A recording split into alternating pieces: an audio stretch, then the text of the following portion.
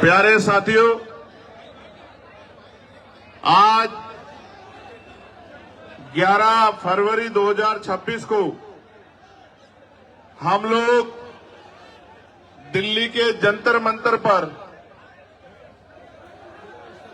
अपनी मांगों को लेकर इकट्ठा हुए हैं और ये अधिकार बाबा साहब अंबेडकर के द्वारा लिखे गए संविधान ने हमें दिया है।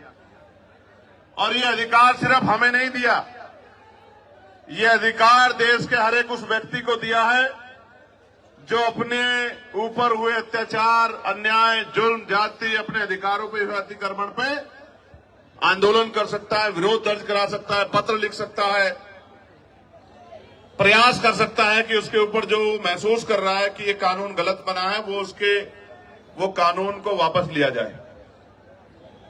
मैं अभी लोकसभा में था, बजट पे अपनी बात रख के इसलिए आपके बीच देरी से पहुंचा क्योंकि राष्ट्रपति जी के अभिभाषण पे चर्चा नहीं हो पाई। तो बजट एक महत्वपूर्ण विषय है, बजट पे मैंने अपनी बात रखी और फिर अब मैं आपके बीच में हूं। प्यारे साथियों, मैं अपनी बात को शुरू करते हुए बहुजन समाज में जन्मे सभी संतों, गुरुओं और महान पुरुषों को नमन करता हूं।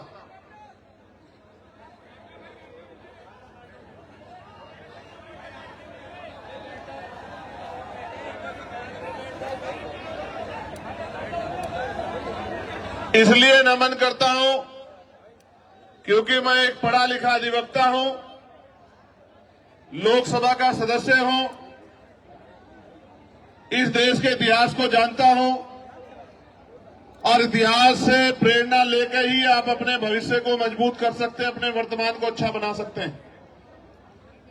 प्यारे साथियों, मैं सबसे पहले दिल्ली की पूरी टीम का बहुत बहुत धन्यवाद करूंगा कि उन्होंने इस महत्वपूर्ण विषय की गंभीरता को समझा और खुद से आगे बढ़कर निर्णय लिया कि हम यूजीसी के समर्थन में एक आंदोलन बुलाकर देश भर में ये संदेश देने का काम करेंगे कि हम सीना तान के कमजोर वर्गों के साथ खड़े हैं और हम अपने बच्चों की आने वाली जो है हमारी पीढ़ियां हैं उनके ऊपर किसी भी तरह का हमला बर्दाश्त नहीं करें।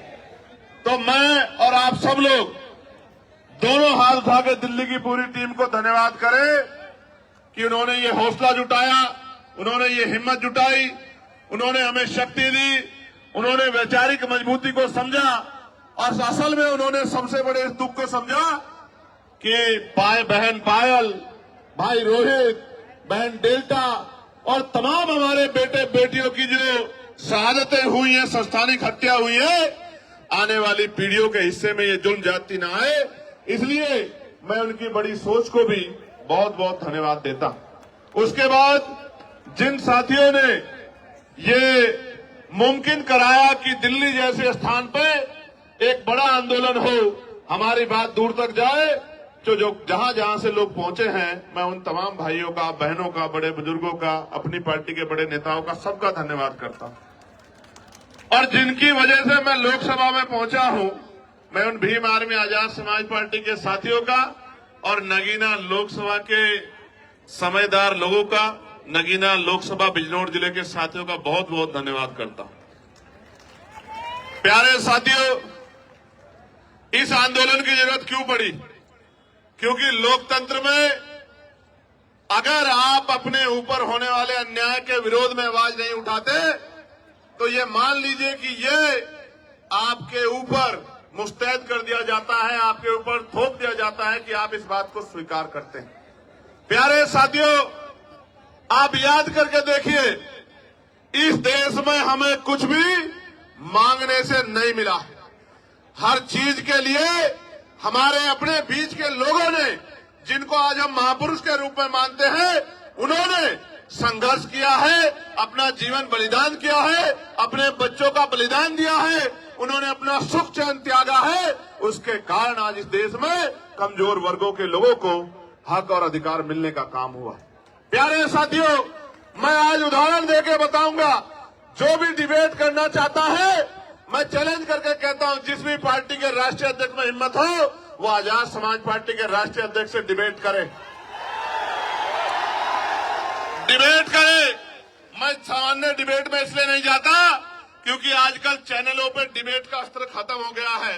अपने स्वाभिमान सम्मान की रक्षा स्वयं करनी है, वहां कोई भी आके बैठ जाता है और कुछ भी कहने लग जाता है। हम इतने लोगों का प्रतिनिधित्व करते हैं, इसलिए हमारी जिम्मेदारी है कि हम अपने सम्मान की रक्षा भी स्वयं करें।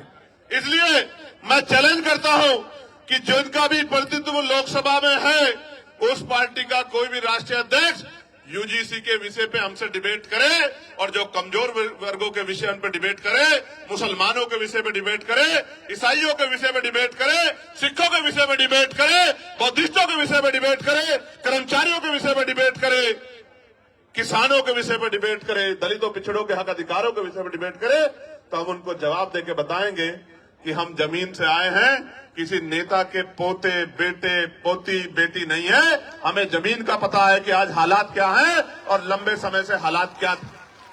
प्यारे साथियों, बड़े गौर से सुनो। नारे तो आप लगा रहे हैं तो बहुत दिनों से, लेकिन खाली नारे से बात नहीं आगे बढ़ेगी। प्यारे साथियों, मैं जानता हूं शिक्षा के दरवाजे किसी और ने नहीं खोले। अगर राष्ट्रपिता ज्योतिबा फूले प्रयास नहीं करते तो आज हमारे तन पे ये कपड़े नहीं आते। अगर शिक्षा में सबसे बड़ा योगदान किसने दिया है तो राष्ट्रपिता ज्योतिबा फूले ने दिया, मां सावित्रीबाई फूले ने दिया, मां फातिमा शेख ने दिया। प्यारे साथियों, इस देश में जिस आरक्षण को रोज बुरा भला कहा जाता है, हालांकि किसी की हैसियत नहीं है बुरा भला कहने की, क्योंकि जब आप ये कहते हैं, जब आप एक उंगली किसी की तरफ उठाते तो 4 उंगली आपकी तरफ भी जाती है, 3 उंगली एक अंगूठे का रुख भी आपकी तरफ होता है, जो आपको ये बताता है कि एक बार अपने गिरबान में भी झांकिए। जो लोग 10% आर्थिक आधार पर आरक्षण लेते हैं, संविधान के विरोध में जो आया है, वो भी आरक्षण पे सवाल खड़ा कर सकते हैं। किस आधार पे, किस आधार पे? जो लोग सदियों से आरक्षण का लाभ लेते आ रहे हैं, तमाम संस्थानों पे काबिज हैं, जिन्होंने कमजोर वर्गों के लोगों को उनकी दुख तकलीफों के बाद, उनके भूखे पेट के बाद, जब उनकी बच्चों को तन ढकने का अधिकार नहीं था, जिन्होंने उनके आंसुओं के बाद भी, जिनके मुंह से एक शब्द भी हाय का भी नहीं निकला कि इनके साथ गलत हो रहा, वो हमसे सवाल कर रहे हैं। नहीं, आपको कोई अधिकार नहीं सवाल करने का। अगर सवाल करना चाहते हैं तो अपने अंदर पैदा करिए कि आपके अंदर न्याय की क्षमता है, आप न्याय प्रिय हैं, पहले साबित करिए, फिर आके सवाल कीजिए, हम आपके सारे सवालों का जवाब देंगे। प्यारे साथियों, आरक्षण क्या जाति के आधार पर मिलता है?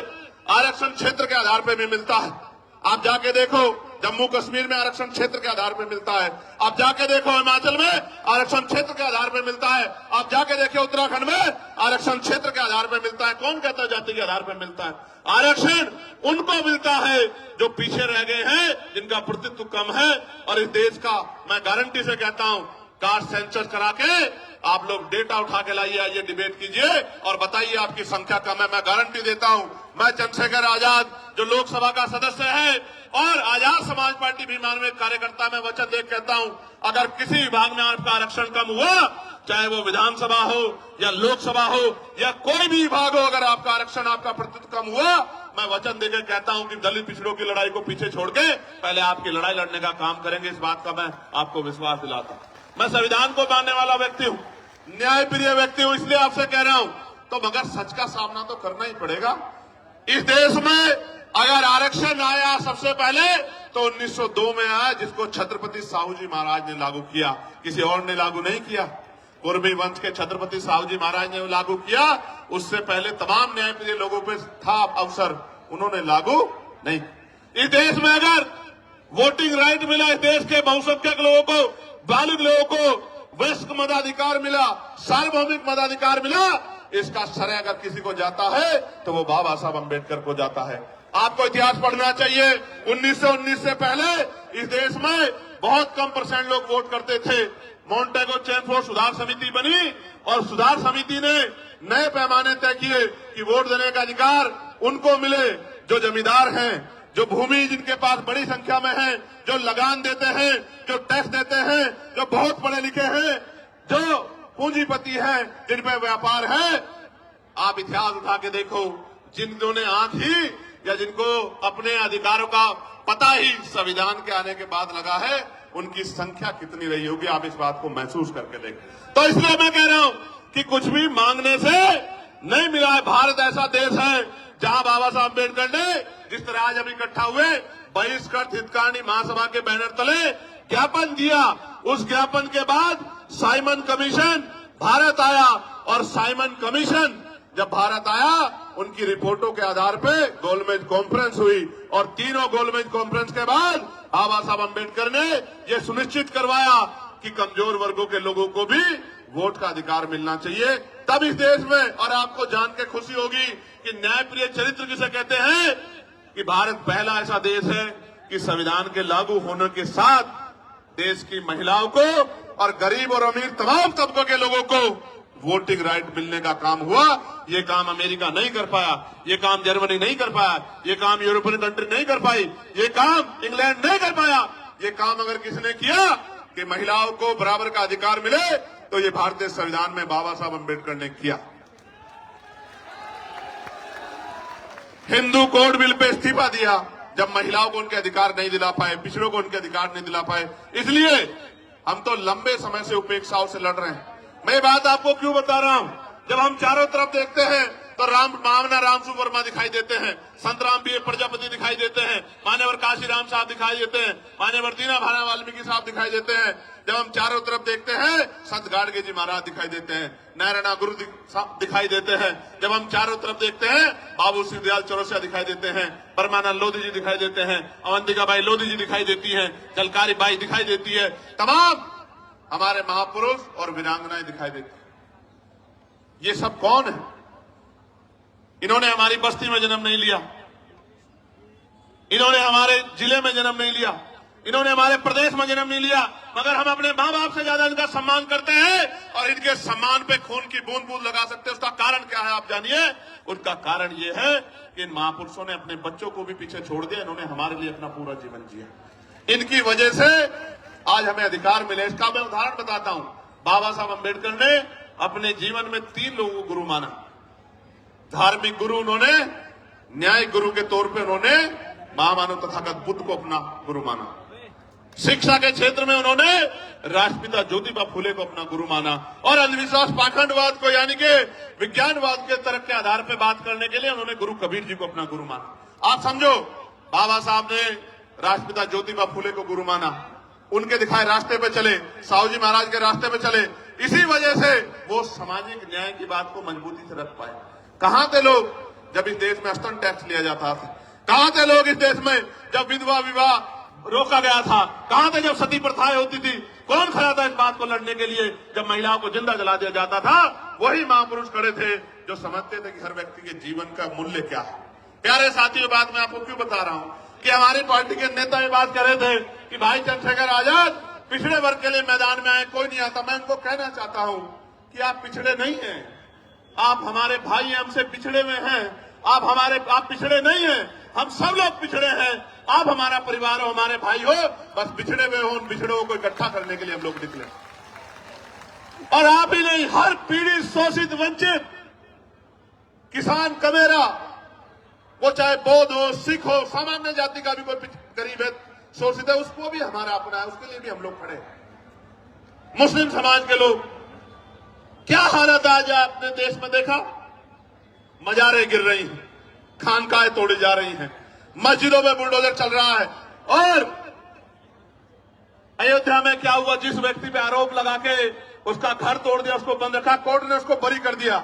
अगर हिम्मत है तो मुख्यमंत्री माफी मांगे अपनी बात के लिए, जो बात उन्होंने असेंबली में खड़े होकर कही थी कि इस धर्म के लोग गुंडागर्दी करते हैं। मैं आपको बताना चाहता हूं कि सब लोग पीड़ित हैं, सब लोग पिस रहे हैं। अभी एक नौजवान साथी मुझसे मिला, मुझसे कहने लगा भैया हमारा विषय उठाना। मैं ये पूछना चाहता हूं, सरकार न्यायप्रिय है तो आप मुझे बताओ, 2025 जुलाई में सरकार ने जवाब दिया कि सेंट्रल यूनिवर्सिटियों में पिछड़े वर्ग के professor, assistant professor, associate professor की 80% रिक्तियां है। कितने परसेंट? 80% रिक्तियां। आदिवासी समाज की 83% रिक्तियां और शेड्यूल कास्ट की, अनुसूचित जाति की 65% रिक्तियां। मैं पूछना चाहता हूं, कोई भी डिपार्टमेंट तभी तो चलेगा जब उसको चलाने वाले लोग होंगे। जिस डिपार्टमेंट में, जिस विभाग में 80% पद खाली खड़े हैं, वहां कौन हमारी पीड़ा को सुन रहा है जब हमारा आदमी वहां है ही नहीं? तो हमें न्याय वहां कहां से मिल सकता है? 45 सेंट्रल यूनिवर्सिटियों में 38 जो है, जो वाइस चांसलर है, कुलपति है, वो सामान्य जाति के हैं। हमारा विरोध ये नहीं है कि सामान्य जाति के हैं, हमारा विरोध ये है कि 45 में से 38 कितने परसेंट बैठता है कि SC ST OBC के लोगों में काबिलियत नहीं है? किस आधार पे आप ये बात कहना चाहते हो? एक SC का, एक ST का, 5 OBC समाज के, जिनकी संख्या 52%, उनको 12% भी नहीं मिल रहा है। इसलिए आंदोलन करना पड़ता है, इसलिए यहां आना पड़ता है। हम तो जानते हैं, मैं आपको इस मंच से कह रहा हूं, फिर कह रहा हूं, याद करो फूले साहब को, याद करो साहू जी महाराज को, याद करो पेरियार को, याद करो रामसु वर्मा जी को, याद करो बाबू जगदेव प्रसाद कुशवाहा जी को, याद करो जगन्नाथ कपूरी ठाकुर जी को, याद करो परमानंद लोधी जी को, याद करो संतराम BA प्रजापति जी को, याद करो शिवदराज चौरसिया जी को, याद करो। और मैं आपको भी कहता हूं, मुस्लिम समाज के मेरे भाइयों, कि अगर सर सैयद अहमद खान नहीं होते तो एक यूनिवर्सिटी भी आपके लिए नहीं बनती। आपको आइडिया नहीं है, कोई आपको पूछने वाला नहीं है। और अगर आपके लिए यूनिवर्सिटियां नहीं होती, आपको तालीम नहीं मिलती, तो आपको इस देश के सिस्टम में आने का मौका ही नहीं मिलता। जब आप डॉक्टर इंजीनियर IAS IPS वकील जज नहीं बन पाते, तो आपके कलम में ताकत नहीं होती, आप कहां से किसी का भला कर पाते? आप तो अपना भला भी नहीं कर पाते। आपने देखा, उनके बाद 2 लोगों ने यूनिवर्सिटी बनाने का काम किया, और दोनों के परिवारों का क्या हाल है? आजम भाई के परिवार का क्या हाल है आप देखो, और इकबाल भाई के परिवार का क्या हाल है सहारनपुर में, आपने देखा। अगर वो कोई व्यापारी को वो बना लेते तो कोई दिक्कत नहीं थी। यूनिवर्सिटी बना के पढ़ाओगे और उनको सिस्टम में लाओगे तो लड़ाई हो जाएगी। बस असल बात ही मैं आपको ये बता रहा हूं मेरे प्यारे साथियों, प्रदेश का, देश का कोई डिपार्टमेंट उठा के देख लो, अगर आप बैकलॉग ढूंढोगे तो मैं लिख के देता हूं कि अगर बैकलॉग भरा जाए तो आज ही 5, 7, 10 lakh schedule caste, schedule tribe, backward के लोगों को नौकरी, सरकारी पक्की नौकरी मिलने का काम होगा। लेकिन इन सरकारों ने क्या कर रखा है? इन्होंने ठेके संविदा पे अपने लोग रख रखे, कम पैसे में लोग रख रखे, जो लोग रख रखे उनको पूरा पैसा नहीं मिलता, कॉन्ट्रेक्चुअल जॉब दे रखी है, क्योंकि आरक्षण ना देना पड़े SC ST OBC के लोगों को। इसलिए मैं आपको कहना चाहता हूं, ये जो UGC आया, मैं इसका धन्यवाद करूंगा, इस गाइडलाइन का। इसके आने से कई लोगों के चेहरे बेनकाब हुए, जो कहते थे हम सेकुलर हैं, हम न्याय प्रिय हैं।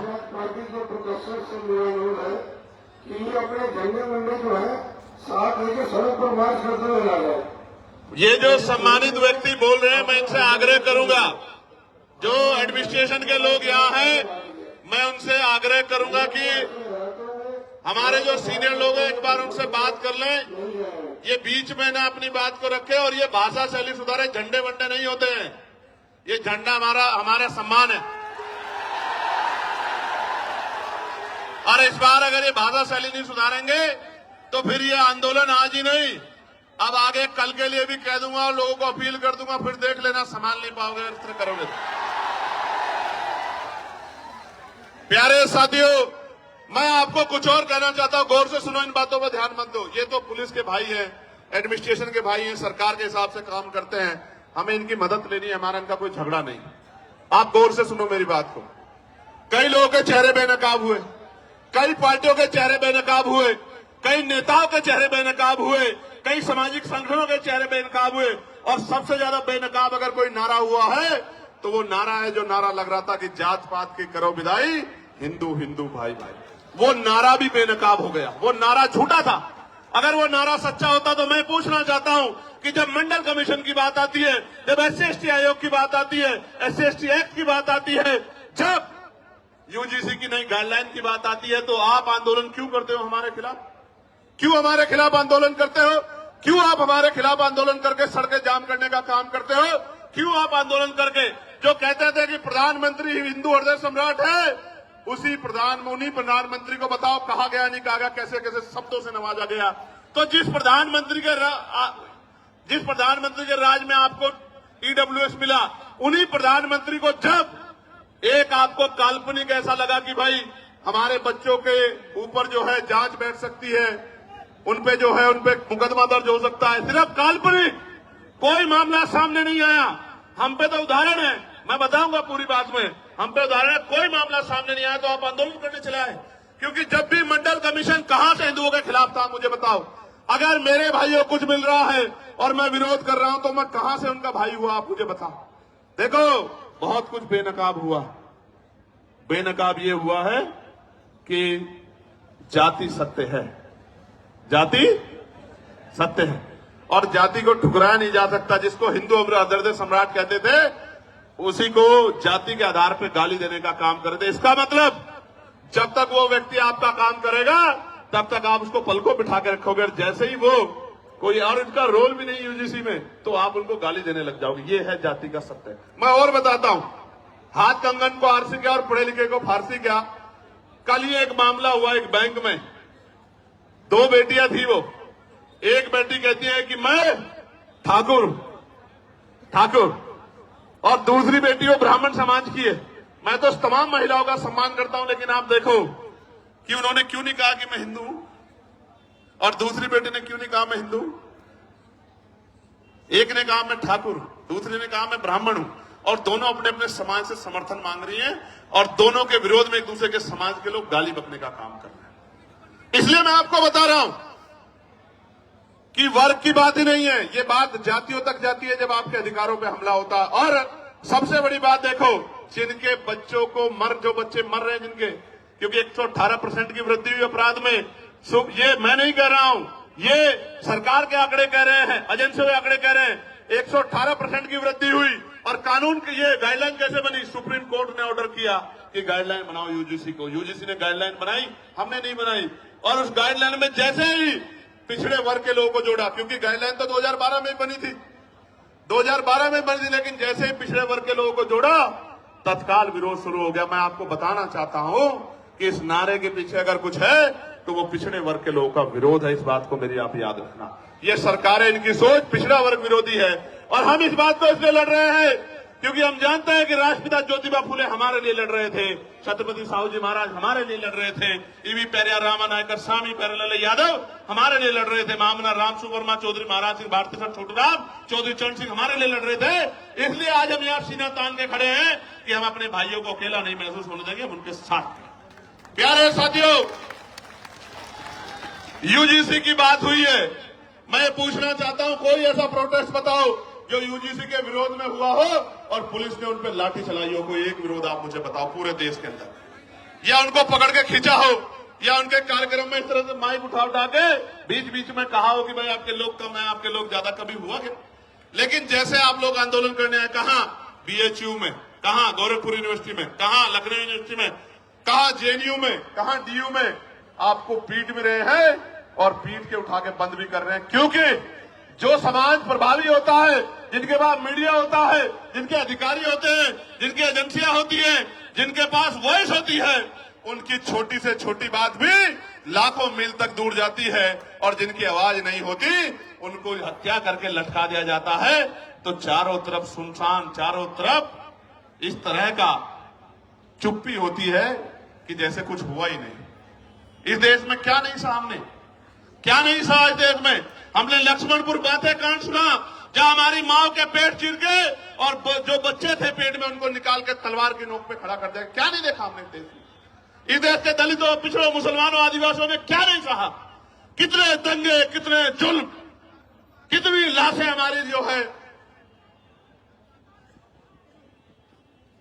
क्या क्या क्या बयां करूं मैं, क्या क्या नहीं सहा इस देश में। कितने दंगे, कितनी एनसीआरबी का डेटा क्या कहता है, कितनी बच्चों की इज्जत लुटती है।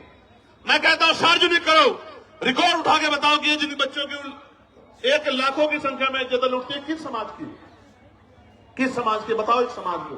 क्योंकि ये समाज सोया हुआ है, इनको नहीं पता कि रोज इनकी बच्चियों को, बेटियों को कहीं ना कहीं प्रदेश में, देश में जुल्म जाति का शिकार होना पड़ रहा है। और जब न्याय मांगने जाते हैं तो लाठियों से स्वागत होता है, अपमानित गालियां दी जाती है। इसलिए मैं कह रहा हूं कि ये नारा तार्किक नहीं है, जो नारा लगा के आपको लंबे समय से बेवकूफ बनाया जा रहा है। ये नारा तार्किक होता तो मैं गारंटी देता हूं कि यूजीसी गाइडलाइन के खिलाफ कोई आदमी सड़क पे नहीं आता। वो कहता कि यूजीसी गाइडलाइन, अच्छा डर कौन, डरेगा कौन? कानून कितने देश में? 302 है, 304 है, 308 है, 307 है, कितने कानून है? इतने कानून बने हुए हैं, हर कानून का दुरुपयोग हो सकता है। कोई दुरुपयोग का एक तो मामला आता। 2012 से SC ST के उसमें गाइडलाइन बनी हुई है, आप पे 10 मामले हैं जो आपके खिलाफ फर्जी दर्ज हो गए हो। कुछ तो होगा आपके पास जिसके आधार पे आप कह रहे हो, लेकिन कोई तथ्य नहीं है। एक ही तथ्य है कि हमें अपराधी मान ले। हम कहां अपराधी मान रहे हैं भाई? हम कौन है अपराधी मांगने वाले? कन्वेंशन रेट कहता है कोर्टों का। हम तो किसी को सवाल नहीं करते कि जब हाई जुडिशरी में, हाई कोर्ट में और सुप्रीम कोर्ट में हमारा रिप्रेजेंटेशन नहीं होता, हम तो तब भी सवाल नहीं करते। हम जैसा गूंगा बहरा कौन लोग होगा? कौन होगा? कौन होगा? हमसे ज्यादा सीधा सच्चा व्यक्ति तो इस देश में कोई भी नहीं होगा जो जुल्म भी सहता है और चुप भी रहता है। जानवर भी अपने हक के लिए लड़ते हैं, हम लोग तो अपने हक के लिए भी लड़ पाते हैं। हमसे ज्यादा सीधा भोला कौन होगा? और इसी भोलेपन का फायदा लंबे समय से उठाया जा रहा है। प्यारे साथियों, इसका एक उदाहरण बताता हूं कि क्यों लड़ना पड़ता है। मध्य प्रदेश में 90 के बाद, जब मंडल कमीशन के बाद आरक्षण लागू हो गया पिछड़े वर्ग के लोगों को, तो आज भी वो भैया खड़ा है। 13% आरक्षण वहां जो संवैधानिक 27% मिला है, उसमें से भी 13% मिलता है। वो रोज आंदोलन करते हैं। यही सुप्रीम कोर्ट उस मामले को, फाइल को नीचे दबा के रखता है। क्यों नहीं सुनता? जब आपने एक दिन पहले पीआई दाखिल हुई और अगले दिन सुनवाई कर ली, तो हमें पीड़ा होती है कि जब 69,000 शिक्षक भर्ती का मामला उत्तर प्रदेश का सालों भर पड़ा रहता है कोर्ट में, जब 27% रिजर्वेशन का मामला सालों पड़ा रहता है और आप कभी सुनवाई नहीं करते हो। मेरे आज भी याद है जब डिमोशन हुए थे उत्तर प्रदेश में, एक पूर्व की सरकार थी, जब उनके निगरानी में डिमोशन हुए थे, इसी सुप्रीम कोर्ट ने कहा था कि पहले डिमोशन कराओ, उसके बाद हम सुनेंगे। मैं पूछना चाहता हूं, जब हमारे हकों की बात आती है तो क्यों चुप्पी थाम लेते हो आप? हम तो उम्मीद लगा के बैठे हो कि आप न्याय के देवता हो, आप न्याय की मूर्ति हो, आप न्याय करोगे। क्या ऐसा गाइडलाइन में जिसमें गाइडलाइन ना पड़ी हो? मुझे बताओ, क्या उसमें आर्थिक रूप से कमजोर वर्गों को उद्देशिका में नहीं जोड़ा गया? आर्थिक रूप से कमजोर वर्ग ईडब्ल्यूएस में सारे सामान्य जाति के बच्चे, तो कैसे सामान्य जाति के खिलाफ हो गया? इसमें महिलाओं को जोड़ा गया है, इसमें दिव्यांगजनों को जोड़ा गया है, कैसे किसी के खिलाफ हो गया? और कहा गया कि भाई इसमें नोटिफिकेशन में ये नहीं रखा कि सामान्य जाति के प्रतिनिधि होंगे। मैं कहता हूं 38 जब कुलपति सामान्य जाति के हैं तो आपका रिप्रेजेंटेशन कौन कम कर देगा? जब इतना बैकलॉग है ओबीसी, एससी, एसटी का, तो आप हमें तो गारंटी देता हूं, जो समता समिति बनेगी बनवा लो। ओबीसी के, एसटी के प्रोफेसर नहीं मिलेंगे आपको, सीनियर प्रोफेसर मिलेंगे नहीं। आप, मेरा चैलेंज आप चेक करवा लो। तो इसलिए मैं कह रहा हूं, प्यारे साथियों, मंडल कमीशन आया था, मंडल कमीशन 2 सिफारिशें लागू हुई, अभी बाकी सिफारिशें चूकी हुई। कभी कोर्ट को नहीं लगता कि ये सिफारिशें लागू होनी चाहिए, कभी नहीं लगता, कभी नहीं लगता। और निजी क्षेत्रों में हम लोग पार्लियामेंट में बिल लेके आए, प्राइवेट मेंबर बिल, की निजी क्षेत्रों में एससी, एसटी, ओबीसी के लोगों को आरक्षण मिलना चाहिए। क्यों मिलना चाहिए भी सुनो। निजी क्षेत्र बनता कैसे है? निजी क्षेत्र इस तरह बनता है कि सरकार जमीन देती है, 1 रुपए लीज पे हजारों बीघा जमीन, फिर उसको लोन देती है, फिर टैक्स में छूट करती है। इस तरह की छूट वो किसानों को, मजदूरों को, गरीबों को, अल्पसंख्यकों को, मुसलमानों को, आदिवासियों को नहीं देती। इतने सब प्रावधानों के बाद तब जाके वो प्राइवेट सेक्टर बनता है। तो जो सारा ही सरकारी पैसे से बना हो, सारा ही सरकारी जमीन पे बना हो, तो उसमें कमजोर वर्गों को हिस्सेदारी क्यों नहीं मिलनी चाहिए? कोई पूछने वाला है क्या? इसलिए हमने कहा कि निजी क्षेत्रों में भी आरक्षण की व्यवस्था होनी चाहिए। और आज इसकी देश की सच्चाई ये है, आपको जानना चाहिए देश की सच्चाई। सच्चाई ये है कि कितने ही जो शहर हैं जिनको कहा जाता है स्मार्ट सिटी, उनमें सफाई कर्मचारी सीवर में उतरते हैं, सीवर में मर जाते हैं। 7,000, 8,000, 9,000, 11,000 पे, 13,000 पे मजबूर है काम करने के लिए। मैं आपको जिम्मेदारी के तौर पे कहना चाहता हूं, जानबूझ के जाति के आधार पे ये काम दिया गया है और जाति के आधार पे इसके वेतन का निर्धारण किया गया है। पर की नौकरी छीन के ठेकेदारी संविदा पे नौकरी देके आज भी हमारे लोग गटर में मरते हैं। किसी को दुख क्यों नहीं होता? क्यों नहीं सुप्रीम कोर्ट संज्ञान लेता? एक मुख्यमंत्री असम का ये कहता है कि 5 की जगह 4 रुपए दो, इतना सताओ कि ये प्रदेश छोड़ के भाग जाए। जो वीडियो जारी करता है जिसमें सीने पे गोली मारने का जो है निर्देश दिया गया है, मैं पूछना चाहता हूं सुप्रीम कोर्ट सुमोटो क्यों नहीं लेता है? इस वायलेशन में सुप्रीम कोर्ट चुप क्यों है? हमारे नरसंहार पर सुप्रीम कोर्ट चुप क्यों है? इसलिए तकलीफ होती है कि जिस न्याय के मंदिर से हमें उम्मीद है वो न्याय का मंदिर हमारी तरफ नहीं देख रहा, इसलिए प्रोटेस्ट करना पड़ता है कि उस न्याय के मंदिर तक हमारी भी तकलीफ जाए, हमारी भी पीड़ा जाए। हम भी इस देश के लोग हैं, हम भी देश में टैक्स देते हैं, हम भी देश को सींचते हैं, हम ही देश की बिल्डिंगें बनाते हैं, हम बड़े बड़े शहरों की बिल्डिंगें बनाते हैं, उसमें हमारा पसीना लगता है। न्यूनतम वेतन मजदूरी पे और मजदूरी मांगने पे हत्या भी होती है। हम ही देश की बिल्डिंगें बनाते हैं, हमारे पसीने खून से बिल्डिंगें बनती हैं। हमारी माएं, हमारी बहनें, हमारे बच्चे पेट पे जो है हमारी माएं बच्चे बांध के इस बिल्डिंगों में ईंटें चढ़ा चढ़ा के मशीनरी तो आ जाइए, इस देश को मजबूत करने का काम करते हुए बड़ी बड़ी बिल्डिंगें बनाती है। इन बिल्डिंगों में हम पे रहने के लिए स्थान नहीं होता है। ये सब हमारे सामने। सरकार कहती है हम प्रधानमंत्री आवास योजना चला रहे हैं, लेकिन आप देखो हल्द्वानी में कैसे बसे बसाए लोगों को उजाड़ने का काम किया जा रहा है। इसलिए दर्द होता है कि चारों तरफ हमें कोई सुनने वाला नहीं। प्यारे साथियों, मैं कर्मचारियों की पीड़ा को समझता हूं। ठेकेदारी सुविधा पर जिस तरह उनको लूटा जा रहा, मैं इस बात को समझता हूं।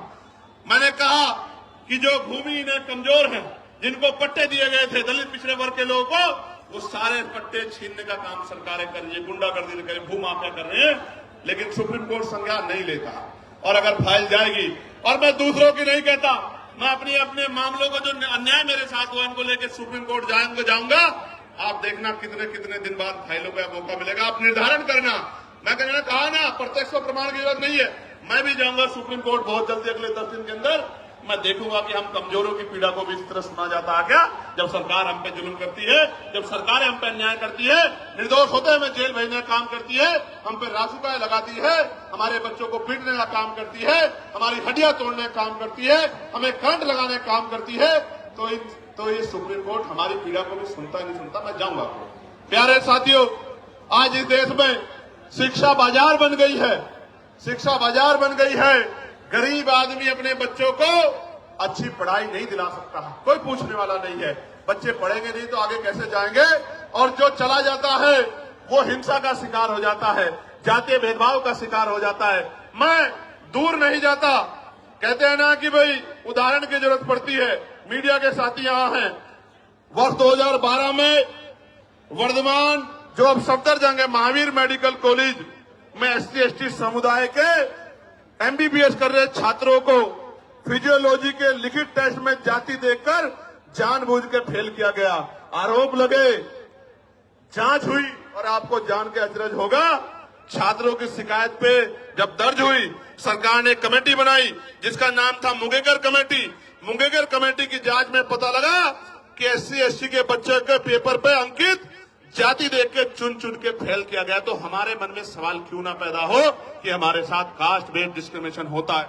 और ऐसा ही नहीं, कमेटी की रिपोर्ट पे कोर्ट ने उन छात्रों को मात्र पास ही नहीं किया, दोषियों के खिलाफ 10-10 लाख रुपए का मुआवजा देने के लिए आदेश दिए, दोषियों पे कार्रवाई की। मैं इसलिए आपसे कह रहा हूं कि होता है डिस्क्रिमिनेशन, कास्ट बेस्ड डिस्क्रिमिनेशन होता है, इसीलिए तो हम कह रहे हैं। और हमने थोड़ा ही गाइडलाइन बनाई, हमारी पीड़ा को आपने काफना, सुप्रीम कोर्ट के आदेश को आपने सुन के गाइडलाइन बनाई। मैं धन्यवाद करूंगा कि उन गाइडलाइनों को हमारे पढ़े लिखे लोगों ने पढ़ा। भाई देखो, दो तरह का समाज है अभी। एक वो जो हाशिए पे गांव में रहता है, लेकिन वो मेहनत मजदूरी करके उनके पिताजी भी अपने बच्चे को यूनिवर्सिटी भेजने का काम कर रहे हैं। यूनिवर्सिटी क्यों भेज रहे हैं कि मेरी गरीबी, बेबसी, लाचारी, परेशानी, बीमारी, तकलीफों को ये मेरा बेटा पढ़ लिख के doctor, engineer, IAS, IPS professor बन के 2 रुपए कमा के सम्मान का जीवन खुद भी जिएगा, मेरी तकलीफों को भी दूर करेगा, मेरे दरिद्र को भी काटेगा। वो बच्चा पढ़ने आता है लेकिन वो उत्पीड़न का शिकार हो जाता है। और ये मैं नहीं कह रहा हूं, ये एजेंसियों की रिपोर्ट कह रही है, इसलिए इस आधार पर गाइडलाइन बनी है। प्यारे साथियों, बातें तो बहुत है कहने को, लेकिन मैं ये कह रहा हूं, ये सच है कि जहां आपकी आवाज नहीं होगी वहां सुनवाई नहीं होगी। इसलिए आपको अपनी आवाज को मजबूत करना पड़ेगा। आज इस आंदोलन का पहला चरण है, आज यहां है, कल राष्ट्रीय अध्यक्ष भीम आर्मी के नेतृत्व में भोपाल में होगा। 9 तारीख को राजस्थान में हुआ था। हम लोग इतनी चैन से नहीं बैठने वाले हैं। हमें जब मुझसे कोई पूछता कि चंद्रशेखर भाई कैसे आए जीत के, तो मैं कहता हूं मैं नहीं आया, मेरे लोगों ने मुझे चुन के भेजा है, क्योंकि आज उनकी आवाज को उठाने वाला कोई भी नहीं है। आज उनके दर्द पे, उनकी दर्द पीड़ा पे बोलने वाला कोई नहीं है। मेरी क्या औकात थी कि मैं आ जाता लोकसभा में। मेरे लोगों ने वोट और नोट देके मुझे चुन के भेजा है। मेरी जिम्मेदारी बैठती है कि अगर उनकी तरफ आंच आए, उनकी तरफ उंगली उठे, तो मैं भी बोलूं और अपने साथ के जागरूक लोगों को भी बोलने के लिए तैयार करूं। इसलिए आज ये आंदोलन हो रहा है। प्यारे साथियों, इस देश में संविधान है, आर्टिकल 25-26 है, धार्मिक आजादी है। मैंने आज ही पार्लियामेंट में पूछा कि आप ये बताओ, तमाम त्योहारों पे आप व्यवस्था करते हो, लेकिन भगवान बुद्ध की जयंती पे, संत कबीर जी की जयंती पे, गुरु रविदास जी की जयंती पे, पेरियार जी की जयंती पे, फूले जी की जयंती पे, साहू जी की जयंती पे, तमाम जो हमारे महापुरुष हुए हैं, मुस्लिम समाज में भी हुए, सिख समाज में भी हुए, जैन समाज में भी हुए, बौद्ध समाज में भी हुए, उनकी जयंतियों के अवसर पे, उनके धार्मिक आयोजनों पे आप बजट क्यों नहीं देते हो? बताओ। आप ईद पे क्या बजट खर्च करते हो? आप मुहर्रम पे क्या बजट खर्च करते हो? आप शबे बारात पे क्या बजट खर्च करते हो? क्या इस देश के धन पे कुछ ही लोगों का अधिकार है? फिर ये देश, ये सरकार सबका साथ सबके विकास के झूठे के नारे के साथ क्यों खड़ी है? ये कहे कि धन तुम्हारा और अधिकार हमारा, धन तुम्हारा अधिकार हमारा, हम अपने लोगों को देंगे। ये सच बताने का काम करें। हम जानते हैं सच क्या। प्यारे साथियों, मैं लगातार उन विषयों को पार्लियामेंट में उठाने का काम करता हूं। हमारी संख्या कम है, इसलिए मुझे समय कम मिलता है, लेकिन ये संख्या कम हमेशा नहीं रहेगी। ये संख्या हमेशा कम नहीं रहेगी। हमें लड़ाई लड़नी पड़ेगी, और अगर हम चुप रहे ज्यादा दिन तक, वो दिन दूर नहीं है कि हमारी आने वाली पीढ़ियां इस देश में पुनः गुलाम हो जाएगी। गुलामी की बेड़ियां काटने के लिए हमें संघर्ष करना पड़ेगा, और क्रांति की ज्वाला में अपना बलिदान देने के लिए सतत तैयार रहना पड़ेगा, क्योंकि महापुरुषों ने संघर्ष किया था तो हम लोगों को अवसर मिला है। और अगर आज हम लोग संघर्ष करेंगे तो आने वाली पीढ़ियों को अवसर मिलेगा। और अगर हम लोगों ने चुप्पी थाम ली, निजी स्वार्थों में चुप हो गए, जिस तरह हमारे कुछ नेताओं ने अपने लोगों का हाथ छोड़ के और ये कहा कि भाई हम इनके साथ है, मैं कहना चाहता हूं आपको सबके साथ रहना चाहिए, लेकिन गलत को गलत और सही को सही तो कहना चाहिए। अगर गलत होता तो मैं भी उनकी बात करता, लेकिन जब गलत नहीं है तो सिर्फ वोट के लिए आप उधर चले गए। जब आप पावर में नहीं हो तो आज आप उधर जाके खड़े हो गए हो, कल आप पावर में होंगे तो मैं कैसे उम्मीद करूं कि आप हमारे लोगों के बारे में सोचोगे। ये बहुत बड़ी चिंता हमारे समाज के सामने, हम गरीब, कमजोर, दलित, पिछड़े मुसलमानों के सामने देश में आ गई। प्यारे साथियों, चारों तरफ अंधेरा है, चारों तरफ चुप्पी है, सब लोग आंखें बंद करके बैठ गए हैं। ऐसे दौर में अगर हम लोगों ने भी आंखें बंद कर ली तो मैं लिख के देता हूं कि लड़ने की हिम्मत टूट जाएगी। मेरी बात को आप याद रखें। जब मैं ये लड़ाई लड़ रहा हूं, आपको नहीं पता इसके बाद मुझे क्या मिलेगा। मीडिया में जो उस तरह की सोच के लोग हैं, वो मेरे खिलाफ राजनीतिक प्रोपगंडा चलाएंगे, झूठे प्रोपगंडा चलाएंगे। वो जो अधिकारी उस सोच के हैं, वो मुझे, मेरी पार्टी कार्यकर्ताओं को तोड़ने की कोशिश करेंगे, झूठे मुकदमे लगाएंगे। लेकिन मैं आपको बताना चाहता हूं, जीवन एक बार मिला है, जीवन बार बार नहीं मिलता। मौत कल की आती आज आ जाए, हम अपने लोगों के हितों से किसी भी कीमत पे समझौता नहीं करेंगे। और अगर हम जैसे लोग चुप हो गए, हम जैसे लोग बैठ गए, तो मैं लिख के देता हूं कि फिर कोई हिम्मत नहीं कर पाएगा कि वो लड़ाई को लड़ ले। प्यारे साथियों, लड़ाई बड़ी महत्वपूर्ण है। आज आपने इतनी बड़ी संख्या में जुटकर ये संदेश सरकार को दे दिया कि आप लोग कमर कसे हुए बैठे हो, मेरे एक आदेश का इंतजार कर रहे हो। मैं आपको विश्वास दिला के बताता हूं,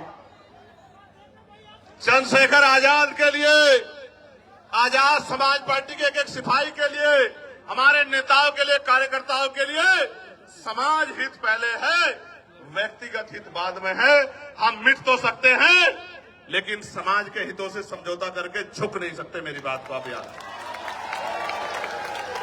मैं अकेला व्यक्ति था, भंते जी यहां बैठे हैं, मैं अकेला व्यक्ति था जिसने बीटी एक्ट के खिलाफ आवाज उठाई कि बीटी एक्ट 1949 खत्म किया जाए, क्योंकि उसमें बौद्धिक समाज के लोगों के साथ अन्याय हो रहा। प्यारे साथियों, ये बातें मैं आपको इसलिए बता रहा हूं कि आपको जागरूक होना पड़ेगा। यहां तो बहुत सारे ऐसे लोग हैं जो बिल्कुल अपने से दिखाई देते हैं, ऐसा ही पढ़ना पहनते हैं, लेकिन अपने नहीं हैं। आज तो हर पार्टी आपको लुभाने के लिए अपने नेताओं को, फरीदाबाद के लोग सुनो, पलवल के लोग सुनो मेरी बात को, हर पार्टी ऐसे पटके पहना के अपने लोगों को घुमाने लगी है, लेकिन ऐसा पटका पहनने वाला सच्चा नहीं हो सकता। बाबा साहब अम्बेडकर को और बहुजन महापुरुषों की विचारधारा पे चलने वाला व्यक्ति सच्चा हो सकता है। नीला पटका तो बाजार की हर दुकान पर मिल जाएगा, कोई भी पहन घूम जाएगा। कोई पार्टी बताओ, आप औरों को छोड़ो, भारतीय जनता पार्टी को देखो, जिन आरएसएस के लोगों ने जीते जी बाबा साहब की शव यात्रा निकाली, वही आरएसएस के बीजेपी के लोग सबसे बड़ा फोटो बाबा साहब का लगाते हैं नहीं लगाते हैं? तो अगर बाबा साहब की फोटो लगाने वाला सच्चा है, नीला पटका पहनने वाला, मात्र नीला पटका पहनने वाला सच्चा है, तो हर वो व्यक्ति सच्चा है जो वोट के लिए आपको जय भीम कर रहा है या नमस्कार कर रहा है। मैं आपको कहना चाहता हूं मेरे लोगों, ये वोट का अधिकार नहीं होता, ये वोट का अधिकार नहीं होता तो ये अमीर लोग आपकी बस्तियों में नहीं आते मेरे लोगों। ये वोट का अधिकार नहीं होता तो ये अमीर लोग आपकी गलियों में नहीं आते, आपके घरों में नहीं जाते।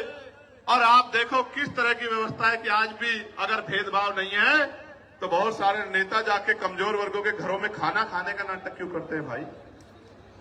खाना खाने का नाटक क्यों करते हैं? इसलिए करते हैं कि वो एहसास कराना चाहते हैं कि हम बदल रहे हैं। आप बदलते तो हमारे खिलाफ विरोध क्यों करते?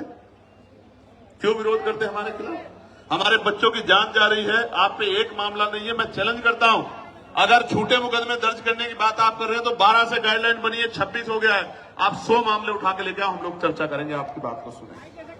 लेकिन मैं मानता कि अगर आपने यूनिवर्सिटी में बैठे अध्यापकों ने, प्रोफेसरों ने, यूनिवर्सिटी में पढ़ने वाले उन बच्चों ने जो आज डर रहे हैं, अगर आगे बढ़ के उन्होंने कहा होता कि डिस्क्रिमिनेशन हो रहा है, कानून बनाओ, तो मैं स्वागत करता कि आपका चरित्र न्याय प्रिय है। प्यारे साथियों, मैंने पहले भी कहा, वही डरेगा जो अपराध करेगा। जो अपराध नहीं करेगा वो क्यों डरेगा? मैंने कहा कि जो अपराध नहीं करना चाहते वो बच्चे पढ़ रहे हैं, क्योंकि इस देश के मीडिया के चैनलों में हमने सुना जब किसान आया था तो किसान नहीं आया था, खालिस्तानी आए थे, खालिस्तानी। जब एनआरसी का आंदोलन चल रहा था तो मुसलमान नहीं लड़ रहा था, जैन सिंह बोध नहीं लड़ रहा था, पता नहीं क्या क्या नाम दिए गए थे। जब अपने हकों के लिए दलित पिछड़े आते हैं, आदिवासी आते तो नक्सली कहा जाता है। इसलिए मैं इस टीवी को सुन के ही समझ आता है कि जो अभी कुछ दिन पहले आंदोलन कर रहे थे वो आंदोलनकारी नहीं थे, वो आंदोलनकारी नहीं थे, क्योंकि जो जिनको पढ़ना है वो तो पढ़ रहे हैं। मैंने तो अपने बच्चों से कहा कि आप मत जाओ कहीं भी, आजाद समाज पार्टी है, भीम आर्मी है, हमारा लीगल सेल है, आर्य जी है, रजनीश जी है, हम लोग लड़ेंगे ना भाई। जिनको हम लोग वोट देते हैं उनकी क्या जिम्मेदारी है कि वोट लेके हमसे मुंह फेर लें? फिर हमारे लिए लड़ने की जिम्मेदारी किसकी है? आंदोलन करने की जिम्मेदारी किसकी है? सरकार से सवाल पूछने की जिम्मेदारी किसकी है? विरोध प्रदर्शन करने की जिम्मेदारी किसकी है? और अगर ये काम नहीं कर रहे हैं तो वो हमारे नेता नहीं हो सकते हैं। अगर अपने हमारे बच्चों को लड़ने के लिए आना पड़ा तो हमारे नेताओं को शर्म आनी चाहिए। तो इसलिए मैं उन बच्चों को विश्वास दिलाने के लिए, जो पढ़ रहे हैं जेएनयू में, डीयू में, जो पढ़ रहे हैं पटना यूनिवर्सिटी में, जो पढ़ रहे हैं लखनऊ यूनिवर्सिटी में, प्रयागराज यूनिवर्सिटी में, बीएच यूनिवर्सिटी में, उत्तराखंड, उन सब बच्चों को ये बताने के लिए आया हूं कि हमारे लिए राजनीति बाद में, समाज हित पहले, अपने बच्चों का भविष्य पहले। हम अपने बच्चों को विश्वविद्यालय में मरने नहीं देंगे, इसलिए हम लोग आज मैदान में जंतर मंतर पे खड़े। प्यारे साथियों, मुझे साथियों ने आते बताया कि कुछ लोग उल्टे सीधे सवाल पूछ रहे हैं।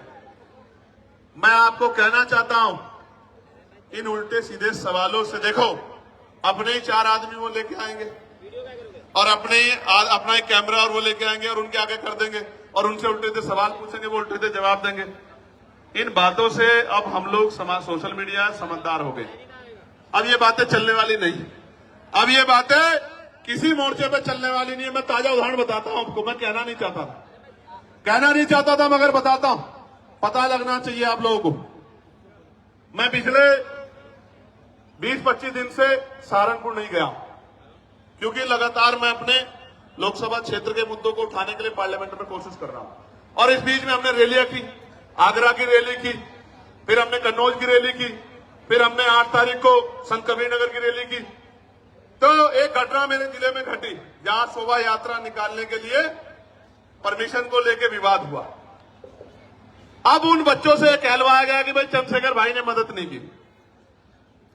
पहली बात तो बच्चे मुझे कभी मिले ही नहीं, ना मैं छुटमलपुर जाता हूं। मैं यहां से जाता हूं तो अपनी जिम्मेदारी अदा करने के लिए नगीना जाता हूं, नगीना से निकलता हूं तो देश भर में जाता हूं।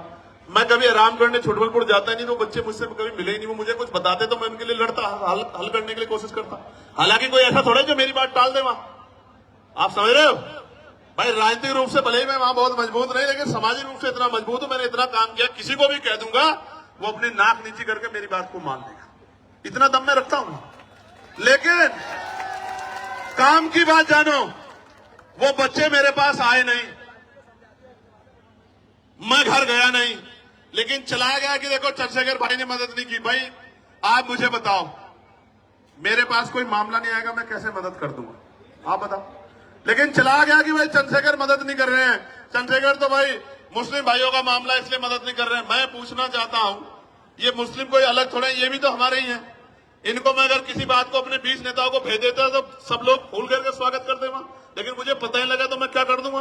जब पता लगा तो मैंने खबर की, तो उन्होंने नहीं कहा कि हम निकलवा देंगे भाई साहब। लेकिन आपको पता है क्या हुआ? पुलिस ने कह दिया कि हम परमिशन नहीं देंगे। मैंने डीआईजी से बात की, मैंने कमिश्नर से बात की, मैंने एसएसपी से बात की, मैंने डीएम से बात की कि निकलवाओ उनकी शोभा यात्रा, क्यों रोक रहे हो? तो बोले साहब हम नहीं देंगे परमिशन। तो ये देखो, सरकार झगड़ा कराना चाहती है हमारे लोगों को, आपको समझना पड़ेगा। और मैं समझता हूं कि मेरी लड़ाई शोभा यात्रा तक सीमित नहीं है। मेरी लड़ाई तब तक जारी रहेगी जब तक आपको स्वाभिमान सम्मान का जीवन नहीं मिलता। मेरी लड़ाई तब तक जारी रहेगी जब आपको हक अधिकार नहीं मिलते। मेरी लड़ाई तब तक जारी रहेगी जब तक आपकी जेब में पैसा नहीं आता। मेरी लड़ाई तब तक जारी रहेगी जब तक आपके भी टूटे फूटे मकान ऐसे नहीं बनते जैसे दूसरे लोगों के हैं। मेरी लड़ाई तब तक जारी रहेगी। इसलिए मैं तो इस देश में हक अधिकार की लड़ाई लड़ रहा हूं। जो लोग मेरा मुकाबला नहीं कर सकते, आजाद समाज पार्टी भीम आर्मी के नेताओं का मुकाबला नहीं कर सकते, वो जानबूझ के इस तरह के षड्यंत्र करके तमाम तरह की चीजों के प्रयास करते हैं। मैं उनको कहना चाहता हूं, खूब प्रयास करो, समय बदल गया है। उत्तर प्रदेश में आने वाला समय आजाद समाज पार्टी काशीराम का है, मेरी बात को आप याद। और सिर्फ उत्तर प्रदेश में नहीं है, सिर्फ उत्तर प्रदेश में नहीं है, हरियाणा में, मध्य प्रदेश में, राजस्थान में, उत्तराखंड में, मैं कहना चाहता हूं दिल्ली में, बिहार में, झारखंड में, जो उत्तर भारतीय क्षेत्र में, कहना चाहता हूं डंके की चोट पे कि अगले 5 साल बाद आजाद समाज पार्टी राष्ट्रीय पार्टी होगी। मेरी बात को आप याद रखें, क्योंकि हर व्यक्ति के पास समस्या है, आजाद समाज पार्टी पे समाधान है। इसलिए सब लोग एडी चोटी का जोड़ लगा के सुबह शाम षड्यंत्र करते रहते हैं। इतना काम ही अपनी पार्टी के लिए करे तो इनकी पार्टी का भी 1-2 एमएलए जीत जाएगा। अगर ये इतना काम करे, अपना काम नहीं करते, बस यही काम करते हैं, कभी हमारे नेताओं को पकड़वाते हैं, कभी अखबार में ऐसी खबरें छपवाते हैं। इनसे थोड़े डरने वाले हम लोग, इन साजिशों से हम लोग निर्देश दी डरने वाले नहीं, याद रखना मेरी बात को। इनसे नहीं डरने वाले हैं, इन साजिशों से डरने वाले। लेकिन वचन देके दिल्ली से कह रहा हूं आपको, हम प्रथम और अंतिम भारतीय हैं। भारत की अस्मिता पे कोई आंच आएगी, भारत की सेना के सम्मान पे कोई आंच आएगी, जो हमारा गौरव है, हमारे अर्धसैनिक बलों पे, हमारे पुलिस के भाइयों पे कोई आंच आएगी, अगर हम में खून की कमी भी हो जाएगी तो हम अपने खून का कतरा कतरा देके इस देश के गौरव की रक्षा करेंगे। मैं आपको वचन देके कह रहा हूं। हमारी लड़ाई किसी जाति से नहीं है, किसी धर्म से नहीं है, हमारी लड़ाई अधिकारों की है, हमारी लड़ाई सामाजिक न्याय की है, हमारी लड़ाई भाईचारा कैसे बनेगा। एक आदमी ताला लगा के बैठ के गरीबों को कुछ देना नहीं चाहता, ये लोधी जी खड़े हैं बुलंदशहर वाले, एक आदमी ताला लगा के बैठ गया, हापुड़ वाले भी, और वो देना नहीं चाहता, और हम लोग दरवाजा खटखटा रहे हैं कि हमारा हिस्सा में दे दो। कैसे जो है भाईचारा बन जाएगा?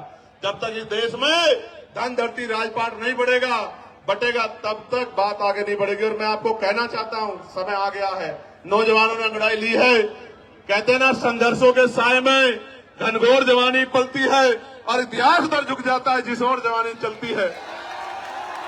जिस दिन से मुजफ्फरनगर की रैली हुई, आगरा की रैली हुई, हरदोई की रैली हुई, कन्नौज का ऐतिहासिक जो है महारेला हुआ, संत कबीर नगर की रैली हुई, 25 तारीख को जौनपुर में ऐलान होगा।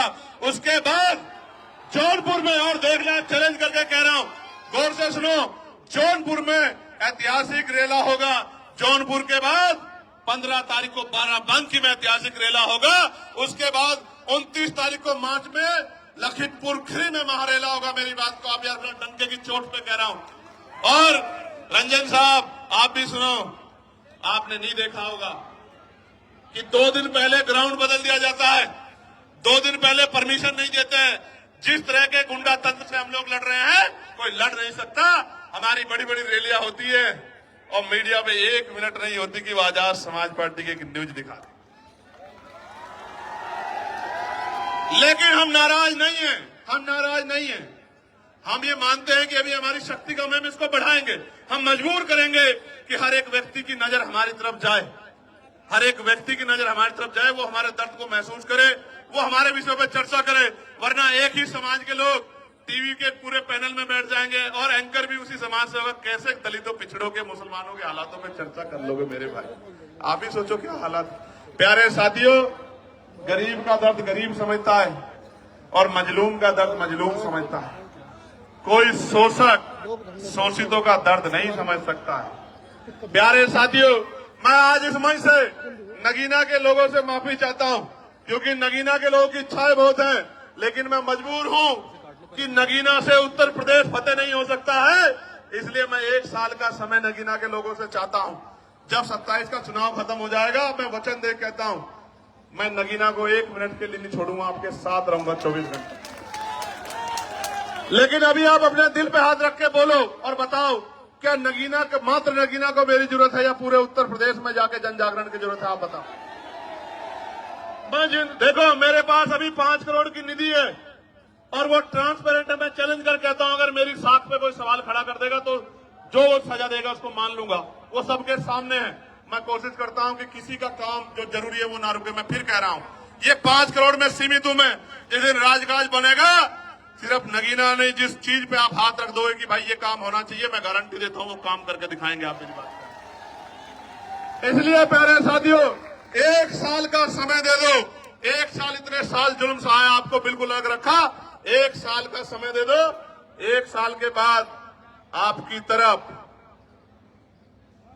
तरफ एक भी शिकायत की सुई नहीं आने देंगे। इस बात का मैं आपको विश्वास करता हूं। प्यारे साथियों, शामली बैसवाल के लोग धरने में बैठे हैं, कुछ लोग यहां भी आए हैं हमारा समर्थन करने। मैं उनका बहुत समर्थन करता हूं। उनकी जो मांग है आप बताइए, हम लोकसभा के पटल पे भी उठाने का काम करेंगे और उनको जाके मजबूती देने का भी काम करेंगे। प्यारे साथियों, अंत में जब मैं अपनी बात को खत्म करूंगा तो मैं आपसे भी कुछ उम्मीद करके आया। बताओ, मेरी मदद करोगे नहीं करोगे? और मेरी मदद का मतलब क्या है? सुनो, मेरी मदद यानी कि आपकी खुद की मदद। गौर से सुनना।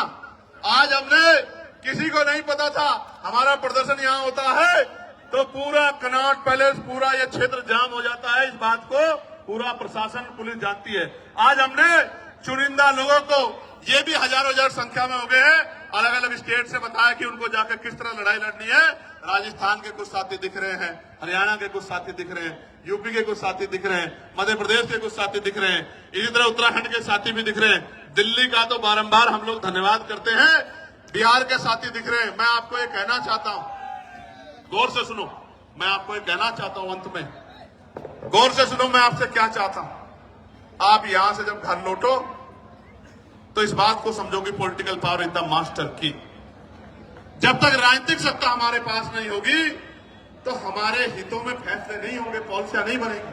मैं आपसे, आप उससे मेरे खून का कतरा कतरा ले लो फौजी साहब, लेकिन मैं आपसे आग्रह कर रहा हूं कि गली मोहल्लों में जाके अपने वोट को संगठित करके अपनी ताकत 2027 में उत्तर प्रदेश के अंदर बना।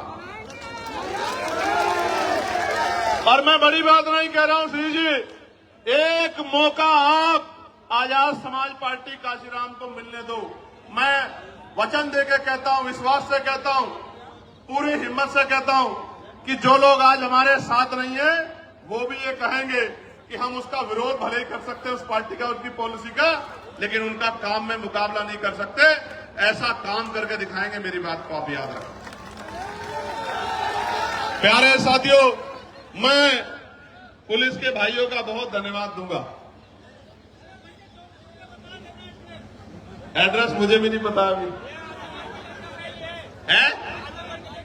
1 मिनट, एक आदमी को बोलना तो। आजमगढ़ वाली होगी, अभी बाद में देंगे आजमगढ़ को मौका। अभी आप ये सुनो, 25 तारीख को जौनपुर में कार्यक्रम है, रैली, एक बात। और 25 तारीख के बाद 15 तारीख को, 15 मार्च को रैली है बाराबंकी लखनऊ के पास, और 29 मार्च को है लखीमपुर खीरी, और 5 अप्रैल को है। उत्तराखंड के साथियों को भी मौका दिया है कि वो भी अपनी शक्ति को इस बार दिखा दें। बहुत दिन हो गए हैं उनको भी, क्योंकि इस बार उत्तराखंड से भी हमारा प्रतिनिधित्व आने वाला है, ऐसा भी मेरा विश्वास है। प्यारे साथियों, आप यहाँ जुटे हो, बड़ी ताकत दी आपने आके, इतनी छोटी कॉल पे इतनी मजबूती से आपने आंदोलन किया। 500 लोगों के आंदोलन को 50 बार टीवी में दिखाया जाता है, 5 लोगों के आंदोलन को ब्रेकिंग न्यूज में दिखाया जाता है। आशा और उम्मीद है कि आज आपकी तरफ भी मीडिया की निगाह जाएगी, ऐसा मेरा विश्वास है। भले ही वो निगेटिव वे में जाए, भले ही वो निगेटिव वे में जाए, भले ही वो ये कहे कि बहुत शोर शराबा था, नौजवान पेड़ों पे चढ़ गए थे, पुलिस बार बार रोक रही थी, इस तरह की सारी बात करें, लेकिन कभी कभी आपके खिलाफ जो साजिश होती है उससे भी लोकतंत्र में आपका प्रचार होता है, तो इससे घबराने की जरूरत नहीं। प्यारे साथियों, ऐसे मुट्ठी बंद करो मेरे साथ सब लोग, जहां तक मेरी आवाज जा रही है मुट्ठी बंद करो। जय भीम, जय भारत, जय संविधान, जय मंडल, जय जोहर। आवाज दो, आवाज दो। यूजीसी गाइडलाइन लागू करो, कुर्सी खाली करो, यूजीसी गाइडलाइन लागू करो, कुर्सी खाली करो, बाक लोग भरो, बाक लोग भरो, कुर्सी खाली करो, किसानों को एमएसपी की लीगल गारंटी दो, वरना कुर्सी खाली करो, निजी क्षेत्रों में SC ST OBC को आरक्षण दो, वरना कुर्सी खाली करो, प्रमोशन में रिजर्वेशन SC ST OBC को लागू करो, वरना कुर्सी खाली करो, पुरानी पेंशन बहाल करो, गरीबों की जमीन लूटना सरकारें बंद करें। बंद करो, बंद करो। एक अंतिम बात, यूजीसी पे सरकार का पक्ष भी आपको जानना चाहिए। शांत होकर सुनो भाई, बहुत इंपॉर्टेंट है बात।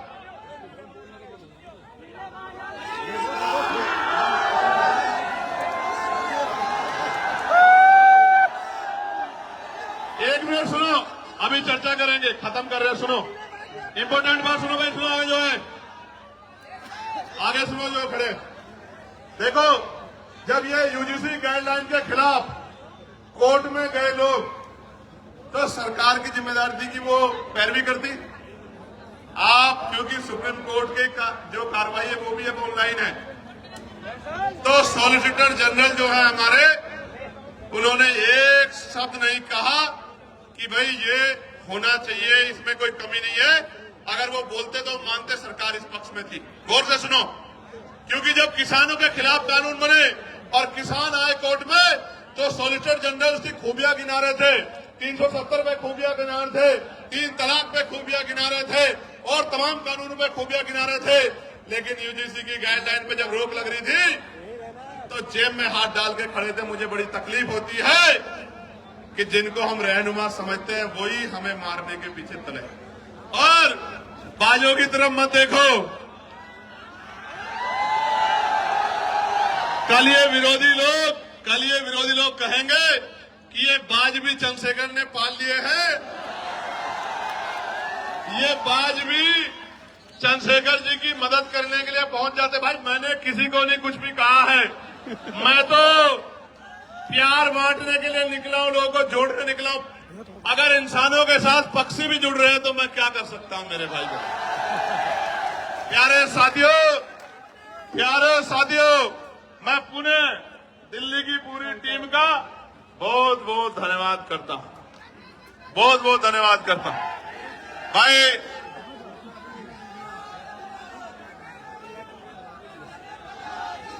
एक मिनट शांत हो जाओ, सुनो भाई सुनो, जो लोग मेहनत करते हैं उनका सम्मान होना चाहिए। मैं धन्यवाद दूंगा भाई बालक राम बोस जी का, महेश पहवाल जी का, भाई हिमांशु जी का और सीपी सिंह जी का और आर्य जी का, अनिल सागर जी का, हमारे एडवोकेट सुमन साहब का, और जो बाकी लोग हैं वो और मैं एक